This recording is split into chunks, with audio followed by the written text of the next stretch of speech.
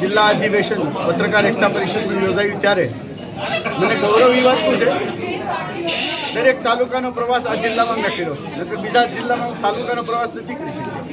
તાલુકાની સમિતિઓ પણ અહીં બનાવી છે અને જિલ્લામાં નવા પ્રમુખે ટૂંકા સમયમાં આટલો સરસ કાર્યક્રમ કર્યો અને પંચમહાલ જિલ્લાના તમામ પત્રકારોએ નાના મોટાના ભેદભાવ ભૂલી અને હાજરી આપીને આ કાર્યક્રમને સફળ બનાવ્યો ને સૌથી વધુ આભાર તો એમનો માનવાનો છે.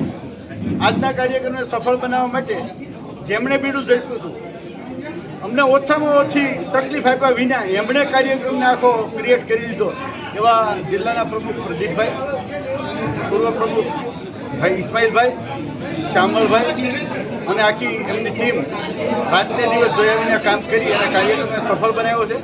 દાતાઓએ પણ, રાજકીય આગેવાનોએ પણ, રાજ્યસભાના સભ્યોએ પણ આર્થિક સહયોગ આપી કોઈ ભોજનના દાતા બન્યા છે, કોઈ ગિફ્ટના દાતા બન્યા છે અને પત્રકારોને સન્માનિત કરવાનું કામ કર્યું છે.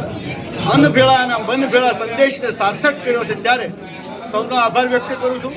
પત્રકારો આખા ગુજરાતમાં એક થાય, એક મંચ ઉપર આવીને પોતાની વાત રજૂ કરશે તો ચોક્કસ હું માનું છું ત્યાં સુધી પત્રકારની સમસ્યાઓ હળવી થશે, એના ઉકેલ પણ આવશે. કોઈ સમસ્યાઓ એવી નથી જેનો કાયમી ઉકેલ ન હોય. ઉકેલ આવે વહેલા મોડું થાય, પણ ધીરજ રાખી આપણે બધાએ સંગઠિત રહેવું પડે અને સંગઠિત થશું તો જ આપણો અવાજ બુલંદ બનશે અને પત્રકારોનો અવાજ બુલંદ બનશે ત્યારે ચોક્કસ હું માનીશ પત્રકારો સુખી અને સંપન્ન થઈ શકશે.